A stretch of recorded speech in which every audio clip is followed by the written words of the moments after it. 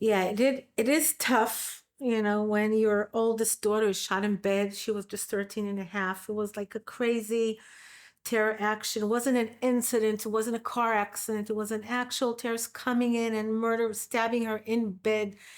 And we live in the outskirts of Kiryat Arba Hebron. Like we have an isolated house surrounded with vineyards. My husband makes wine, and the feeling is we have to make a choice. Either we collapse and stop everything, or we continue. And we've seen a big connection between Kiryat Arba, Hebron, the first place where Abraham, set his place, also to bury his wife, and Jerusalem. There's like a whole big line. And we felt in order for us to be alive and to show that no Arab terrorist is gonna kill us, the family, we went up directly afterwards to the Temple Mount with 500 people and with people from the government. And my husband is a Kohen, a Jewish priest, and I'm the wife of a Kohen and a daughter of a Kohen. And just going up with 500 people and naming, as you said, the only entrance Jews could enter today, the Temple Mount, naming it the Hallel's Gate, and having a promise that each month, on the beginning of the month, the Rosh Chodesh, we go up. 7 years, each month we go up again and again and again and again through the same gate, each time with new people, just saying we have hope and no one could destroy us. And the same line that brought Abraham to go backwards and forwards and forwards and backwards, this is our line. This is the same route we're doing. And it's interesting, just now, Rosh Hashanah, the Jewish New Year, we read the piece where Abraham was told to sacrifice his son. And this happened on the Mount of Moriah, where we actually go month after month and, enter the Hallel's Gate, remember her, and remember the Jewish destiny. Like when we were standing in Shul, just before blowing, the Jewish horn, the shofar, and reading this about Abraham being forced to, murder his own kid, and then God saved him. He did not save Hallel. We feel the connection. Like we're living where we are because the past and the present and the future, everything is tied up, is bounded to one story.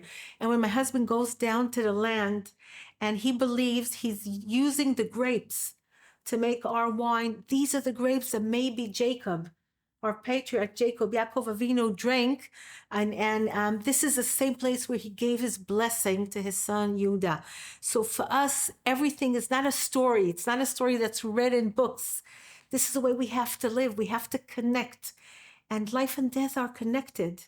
It's sad, but this is a story. This is a story of these days on her, and people come more and more and we feel we're part of it, but it's still not the way it should be because we still have very specific hours and we can only enter through one gate and we have to go through a checkup, and I can't just go up whenever I want and just walk freely. I'm obligated to go with the group certain hours. It's still not the way it should be.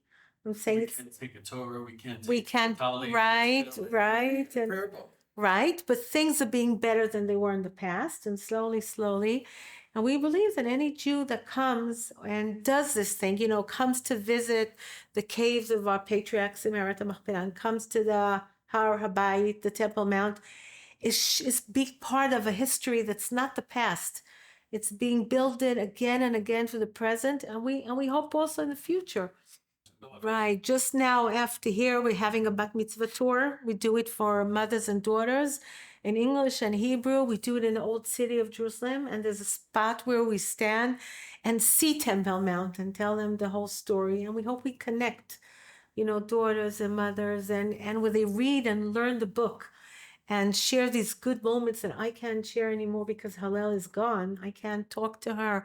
I can't It even. was just about, She was like, yeah, a year after she was bat mitzvah. And she was such a young girl, she didn't even have a chance to sin. She was like only 13. So when we do these bat mitzvah projects, it gives us strength to know that mothers and daughters read the book. It's a Hebrew book, an English book. We have cards. We have this necklace also is the Hallel Gate necklace. A friend of mine made it just after Hallel was murdered, and there's the gate saying Kol Hanshama Te'alel Ya Hallelujah. The soul should praise Hallelujah. We know this in the whole wide world. And this is the picture of the Jewish temple. And whenever we go up, I just was there before Rosh Hashanah, I hope to go before Yom Kippur. We believe we have a future. But this future is not only believing, it's actually practicing it, it's doing it. It's like keep on again and again and trying and being proactive. And I feel you just can't sit in your couch and wait.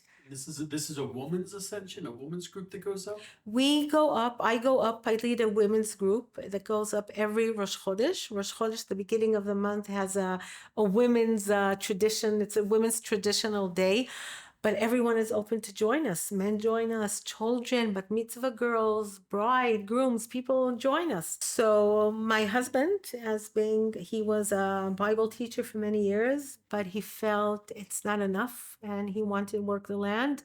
So we have, again, our house is like in the outskirts of Kiryat Arba Hebron. We are surrounded by a fence, the same fence where the Arab jumped over and ran to our house. Our house is isolated, and the whole house is surrounded by vineyards. My husband grows the grapes by himself, makes the wine by himself. Just a year ago was Shemitah, so my husband literally stopped working for a whole year, let the land rest, and learned Torah. And we have now Shemitah wine, we have different kinds of wine, and all the wines are named in memory of Hallel. And why is it so important? Because she was murdered on a Thursday, and that day she was asleep, but my husband was supposed to wake her, and she was supposed to go down to the vineyard and help my husband make wine. That was the thing she was supposed to do, and he never woke her up. She never waked up. She never woke up. So in memory of her, it's the wine. So it's a Jew and anybody in the world drinks and blesses the wine, we feel something happens in the world.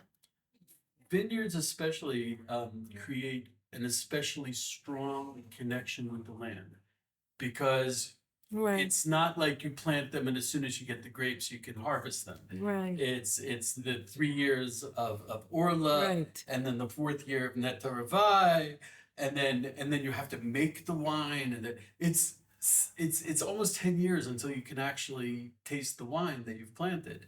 It's a real Right. once you plant the vineyards, you're there for a while. Right. We have roots, very strong roots, and people ask us like, why do you stay where we are? Maybe it's not dangerous, terrorists came over, and what we say is that this is basically Hallel's will, that we should stay.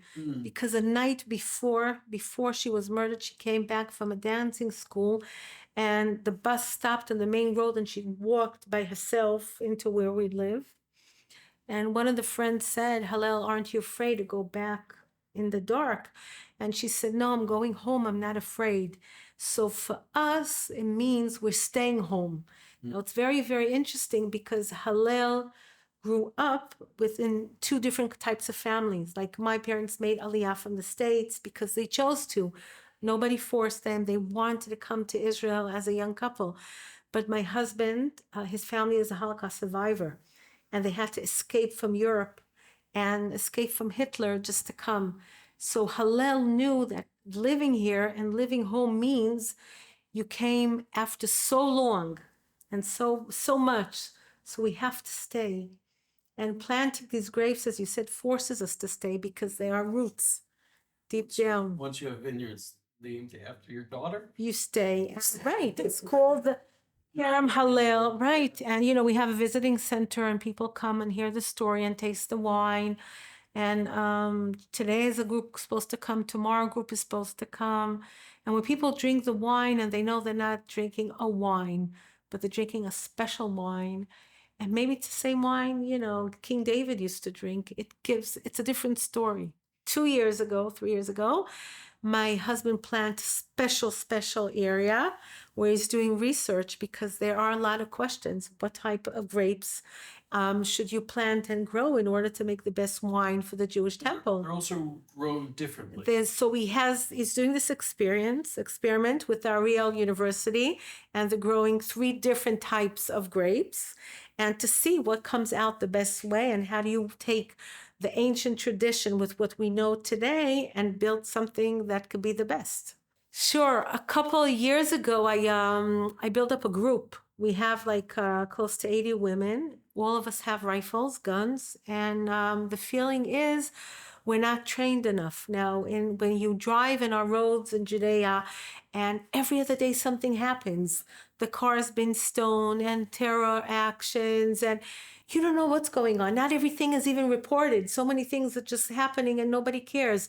So my feeling was that we should be well trained. Each one that has a gun, I have my gun with me all the time, my husband, but I have to know how to use it the same way, like if I'm sitting in a car, I should know what to do. So we opened up a group. We have routine training. We had a course. Now we want to continue. I'm always looking for support because it's a big expense. And we have more and more groups that want women that want to join us. So we already have a group of beginners and a group of non-beginners. And I think it's very important. Even Yeah. if we don't go out to fight, just the action of living in Judean scenario, we are under war. Just a month ago, a kindergarten teacher was murdered not far from us in front of her 12-year-old daughter. And we want to try at least to protect ourselves. I don't want more incidents to happen like Hallel. I don't want more mothers to be like myself.